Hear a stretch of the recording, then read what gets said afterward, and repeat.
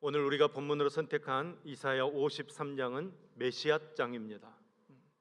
예수님께서 이 땅에 오시기 전 600년, 700년 전부터 이사야를 통해서 메시아로 오신 예수 그리스도께서 이 땅에 오셔서 인류의 대속을 위해서 십자가를 져야 할 사건을 예언한 아주 유명한 장입니다.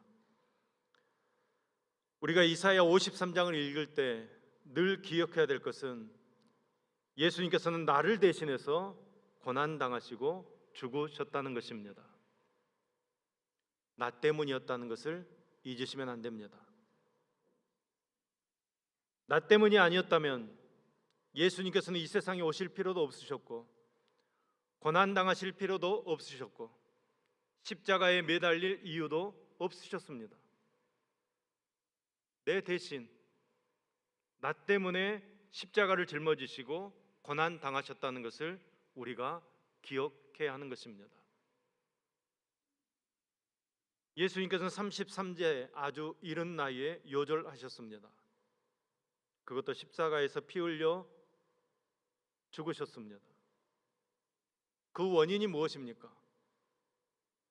그것은 우리의 죄를 대속하기 위함이고 우리를 구원하시려는 하나님의 철저한 사랑에 근거한 것입니다. 우연이 된 것이 아니라 이사야 53장에 예언된 것과 같이 오래전부터 하나님의 계획하심 속에서 이루어진 일입니다. 예수님께서는 우리를 위해 질고를 당하셨고 채찍에 맞으셨습니다. 형벌을 받으시고 죽임 당하셨다가 사흘 만에 부활하셨습니다. 이것이 기독교의 캐리그마요 메시지입니다.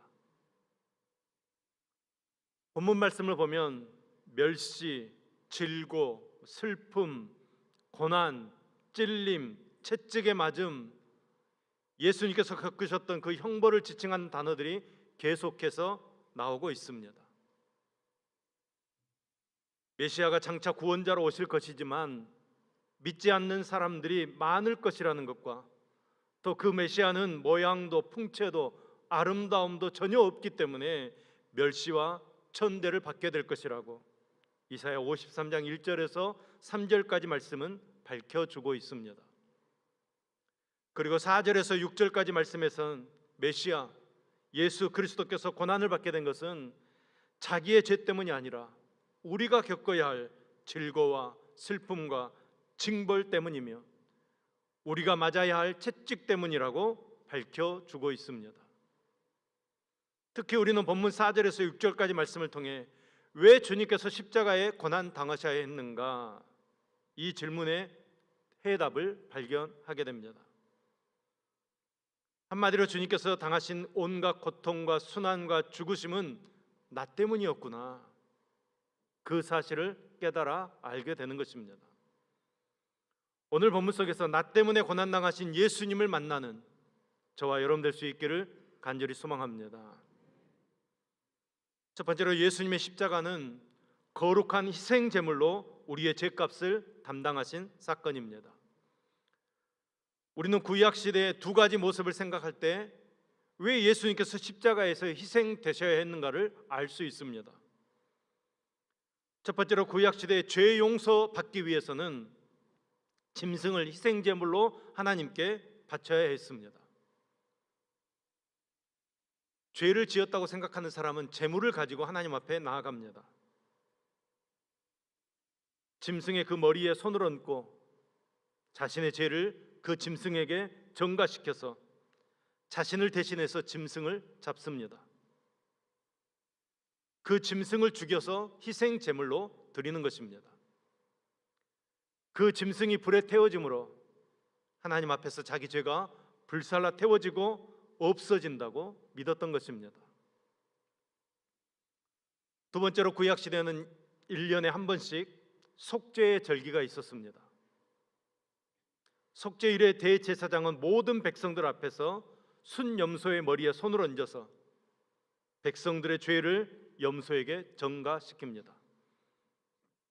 그리고 그 염소를 광야로 쫓아냅니다. 염소는 맹수의 먹이가 되어서 죽게 됩니다. 이로써 백성들의 죄가 사해진다고 믿었던 것입니다. 이런 구약의 종교 행위의 모습은 결국 예수님의 십자가의 희생을 미리 보여주는 예표적인 행위였습니다. 그래서 세례 요한은 예수님을 가리켜서 보라, 세상 죄를 지고 가는 하나님의 어린 양이로다, 이렇게 선언하는 것입니다. 아담과 하와 이후에 인간의 역사는 온통 죄로 물들어 있습니다. 여러분, 이 죄는 사망을 낳습니다. 사망은 곧 인간을 지옥으로 이끄는 도구입니다. 영원한 멸망을 가져다 주는 것입니다. 이처럼 죄로 말미암아 지옥 가게 된 이 인류를 살리기 위해 예수님께서는 모든 죄악을 한 몸에 짊어지시고 십자가에서 희생되신 것입니다. 오늘 말씀에서 읽은 대로 우리는 다 양 같아서 그릇 행했던 자들입니다. 6절 말씀입니다. 우리는 다 양 같아서 그릇 행하여 각기 제 길로 갔거늘 여호와께서는 우리 모두의 죄악을 그에게 담당시키셨도다. 아멘, 아멘.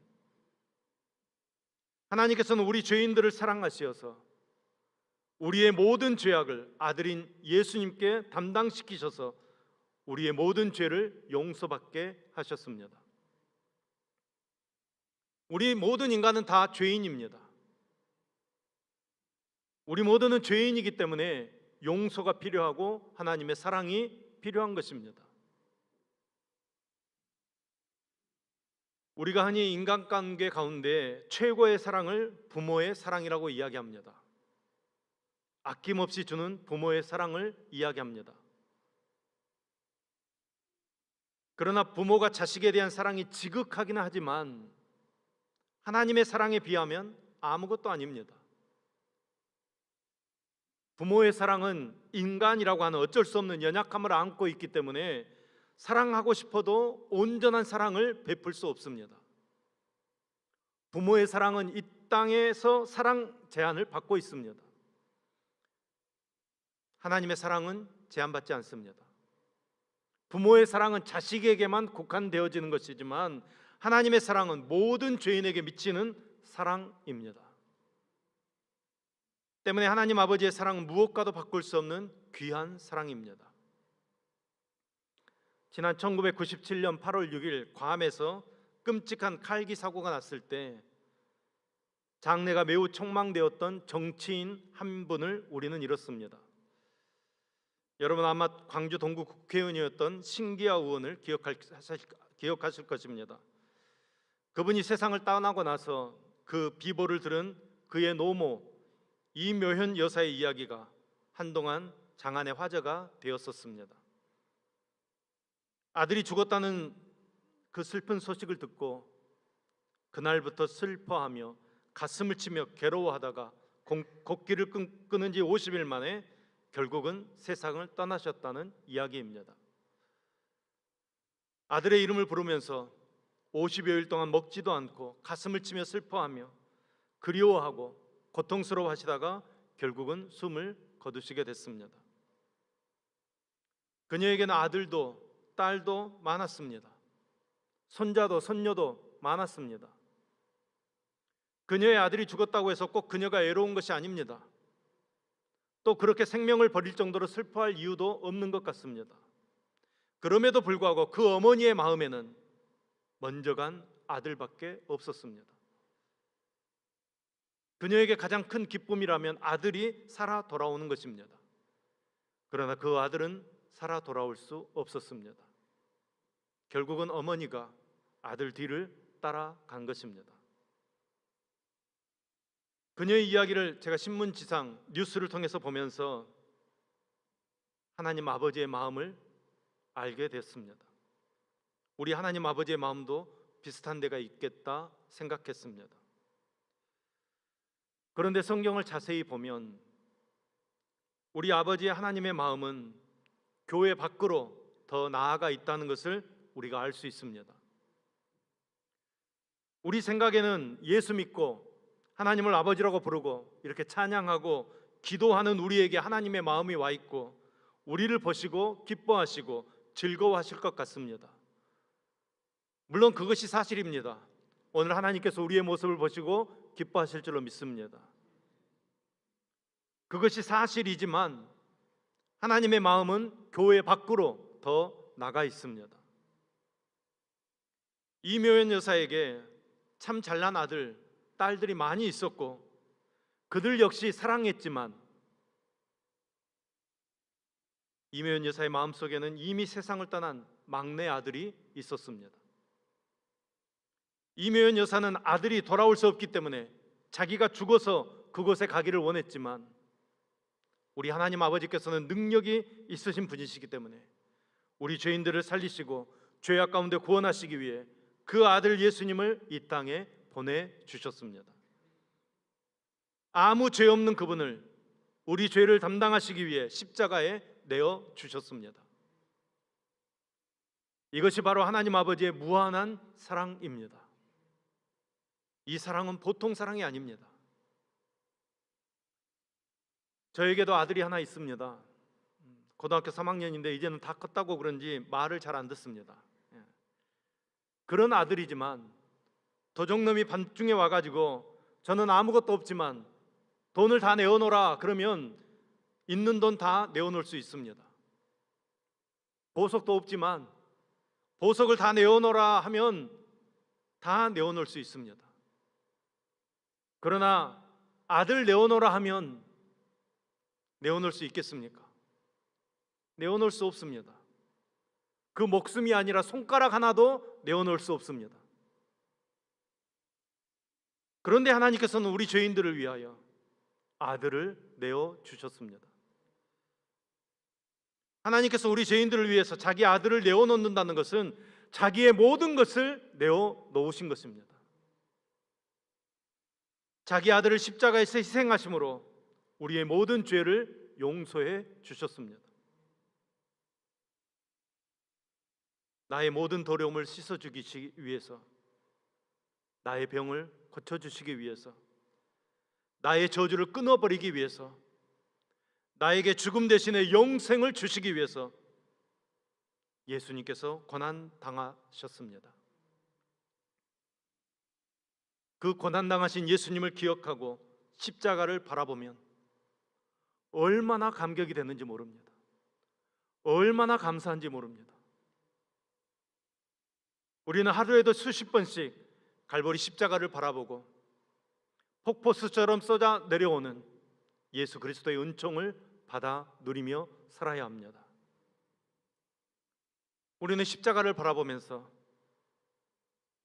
저 보혈로 내가 씻음 받았구나, 내가 의롭다함 얻어서 하나님의 자녀 되었구나, 내가 보혈로 내 더러움이 다 씻어지고 성령을 받았구나, 나는 십자가의 은혜로 사는구나, 우리가 입으로 고백할 수 있어야 합니다. 그 고백이 우리의 삶에서 이루어질 줄로 믿습니다. 하나님의 은혜를 받아야 합니다. 그런데 여러분, 그 은혜를 입으로 시인하시기 바랍니다.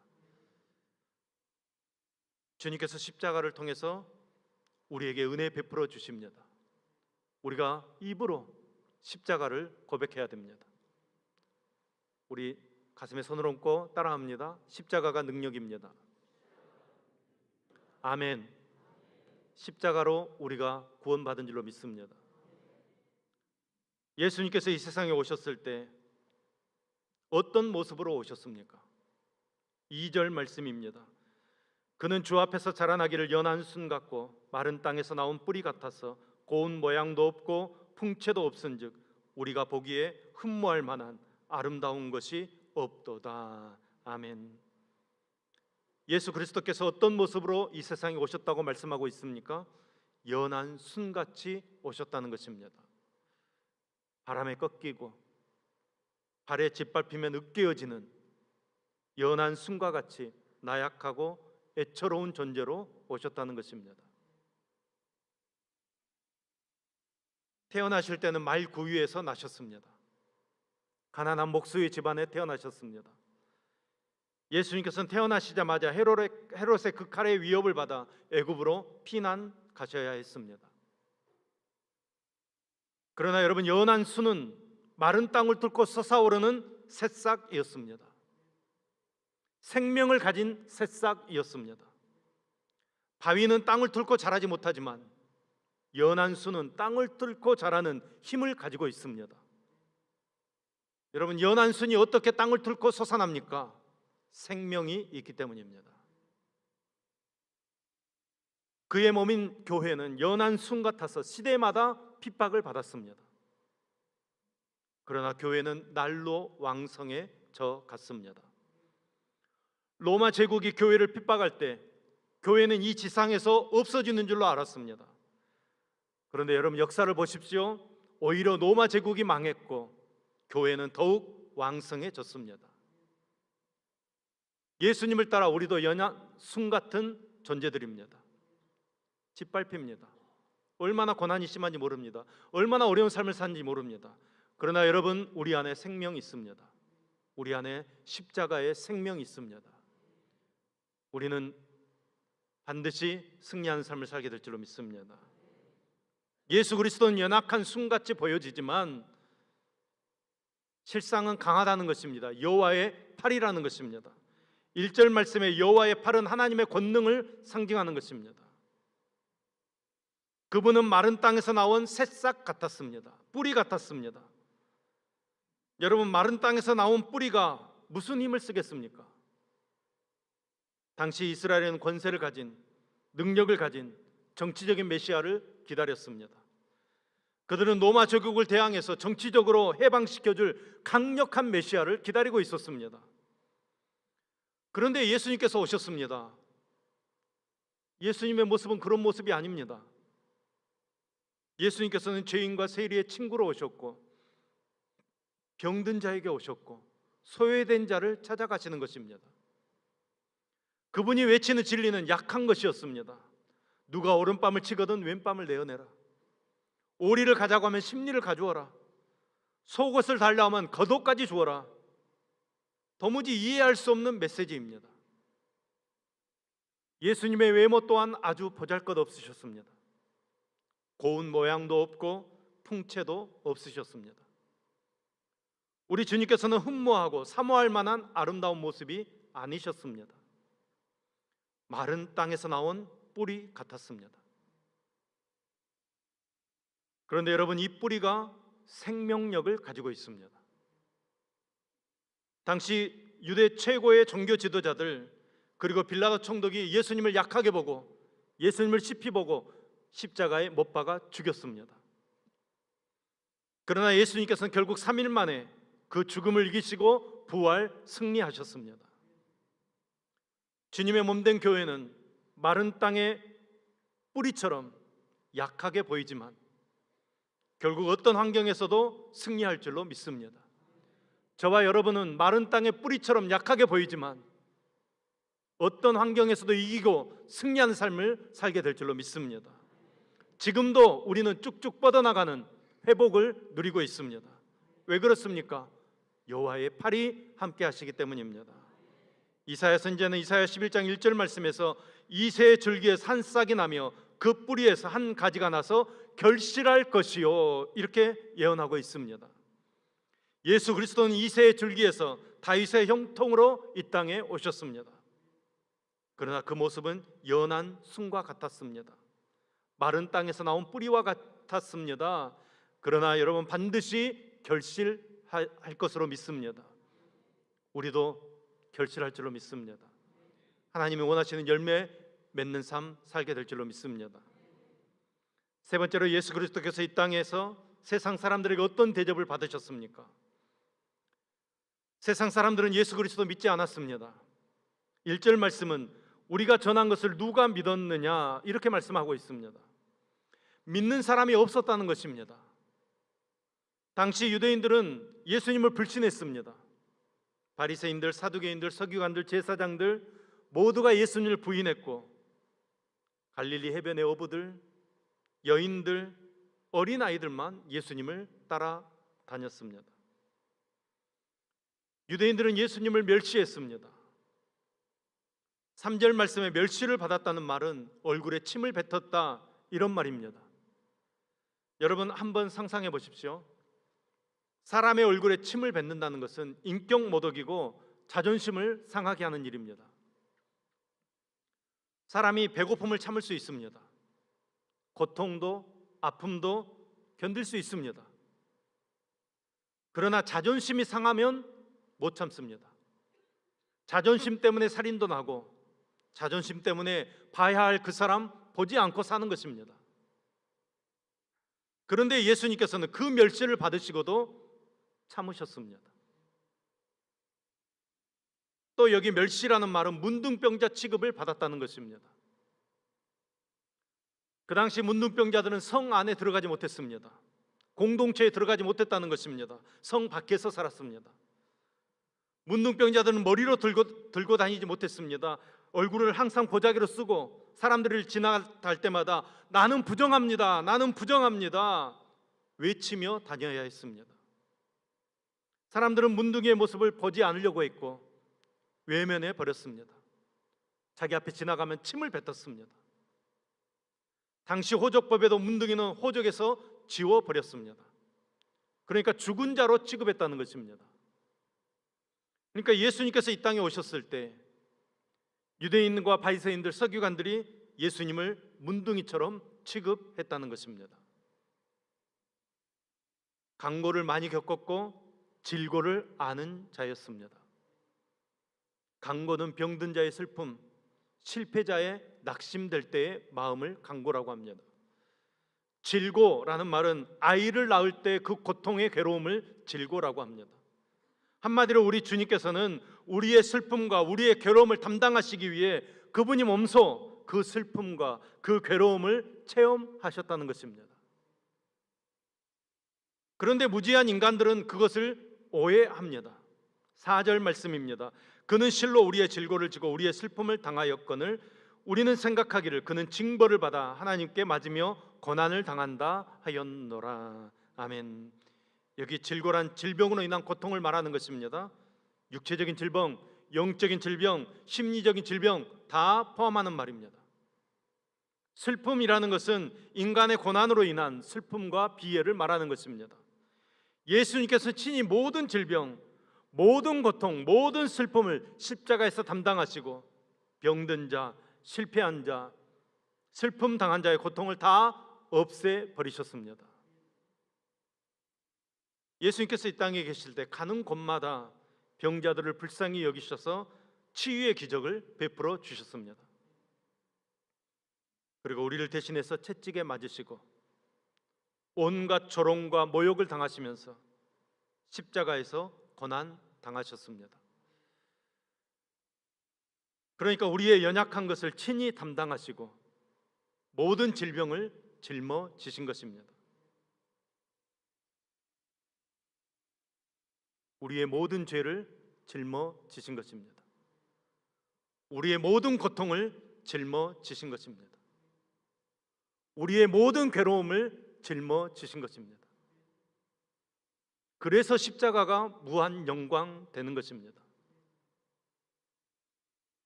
그런데 무지한 인간들은 주님께서 멸시와 천대를 받으시고 십자가에서 돌아가신 것은 예수님께서 저지른 어떤 죄 때문에 받는 보응이라고 생각했습니다. 그러나 예수님께서는 우리의 질고를 지시고 우리의 슬픔을 당하셨다고 본문은 분명하게 말씀하고 있습니다. 그렇습니다. 예수님께서 나의 질고와 슬픔과 죄 대신에 십자가에 달리셨다고 믿는 그 사람은 구원을 받습니다. 그러나 예수님께서 예수님의 잘못과 죄 때문에 매를 맞고 멸시를 당하고 결국은 십자가에서 처형되었다 그렇게 생각하는 사람은 구원받지 못하는 것입니다. 본문 4절에서 6절까지 말씀을 보면 우리라는 말이 무려 9차례나 거듭되어서 사용되어지고 있습니다. 한마디로 예수님께서 당하신 십자가의 고난은 우리 때문이라는 것입니다. 나 때문이라는 것입니다. 우리는 다 양 같아서 그릇 행하여 각기 제 길로 갔습니다. 자기 소견에 좋은 대로 자기 고집대로 살았습니다. 그런 우리에게 하나님께서 예수님을 보내주셨습니다. 우리의 모든 죄 짐을 짊어지시고 예수 그리스도께서 십자가를 지셨습니다. 우리가 져야 할 짐을 예수님께서 대신 져 주신 것입니다. 여러분, 이것이 얼마나 놀라운 축복입니까? 예수님께서 십자가에서 못 박혀 돌아가실 때 마지막으로 하신 말씀이 있습니다. 다 이루었다. 테텔레스타이. 모든 빛을 깨끗하게 청산했다는 말입니다. 예수님께서 십자가에서 우리의 모든 죄값을 다 치르셨다는 말씀입니다. 우리 모든 인간의 죄값을 깨끗하게 지불하시기 위해 예수님 십자가를 지셨다는 말씀입니다. 하나밖에 없는 하나님의 독생자 예수님을 십자가에 못 박혀 돌아가시기까지 하는 이 사랑보다 더 큰 사랑이 어디에 있겠습니까? 이 하나님의 큰 사랑을 깨닫는 저와 여러분 되기를 소망합니다. 이 사랑을 깨달아야 우리는 인생을 행복하게 살 수 있습니다. 우리는 모두 다 길 잃어버린 양과 같은 존재들입니다. 이런 죄인들의 죄를 대신 담당하시기 위해 하나님께서는 예수님을 이 땅에 보내주시고 십자가에 못 박혀 돌아가시게 하셨습니다. 이 큰 사랑을 깨달을 수 있기를 소망합니다. 이 사랑을 바로 깨닫고 이 엄청난 하나님의 사랑을 받아들이기만 하면 우리 인생은 변화되어집니다. 주님의 그 십자가의 고난, 죽기까지 사랑하신 그 지극하신 사랑, 그 속에 아주 깊이 숨어있는 하나님의 사랑을 발견하시고 십자가를 통해 주어지는 진정한 평안과 자유 속에서 늘 승리의 삶을 사는 저와 여러분 될 수 있기를 예수님의 이름으로 축원합니다. 최고의 사랑 십자가를 깊이 묵상하는 한 주간 되기를 소망합니다. 십자가야말로 우리 신앙의 전부입니다. 무엇보다도 십자가 안에는 고난과 슬픔만 있는 것이 아니라 부활과 생명, 그리고 구원과 영생이 담겨져 있습니다. 고난 주간 동안 그 주님의 사랑 속에 숨어 있는, 그 참혹한 십자가에 숨어 있는 우리의 구원과 생명과 축복을 깊이 묵상하는 삶을 살 수 있기를 소망합니다. 그리고 그 믿음의 힘으로 힘들고 어려운 세상을 능히 이겨나가는 저와 여러분 될 수 있기를 예수님의 이름으로 축원합니다. 우리 같이 찬양 드리겠습니다. 최고의 사랑 주님의 십자가를 우리가 붙잡습니다. 우리를 위해 고난당하신 예수님의 고난을 묵상합니다. 저 십자가는 나 때문에 지신 십자가입니다. 저 십자가는 우리 때문에 지신 십자가입니다. 존귀한 주님의 보혈을 우리를 살려냅니다. 보혈을 지나 주님의 품으로 나아가게 하시옵소서. 우리가 고백하며 같이 찬양 드리겠습니다.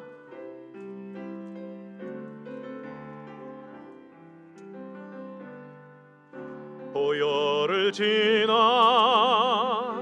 하나님 품으로, 보혈을 지나 아버지 품으로, 보혈을 지나 하나님 품으로 한 걸음씩 나아간, 보혈을 지나, 보혈을 지나 하나님 품으로, 보혈을 지나 아버지 품으로, 보혈을 지나 하나님 품으로 한 걸음씩 나아가네. 존귀한 주 보혈이 내 영을 새롭게 하시네. 존귀한